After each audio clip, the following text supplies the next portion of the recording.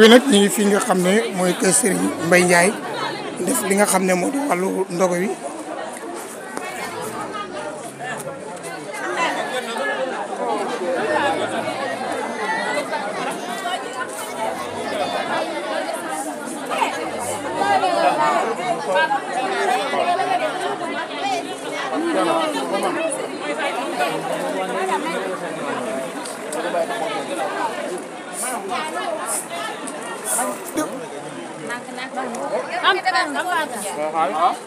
Aste daal di suuf Fatou boobu yaa suuf.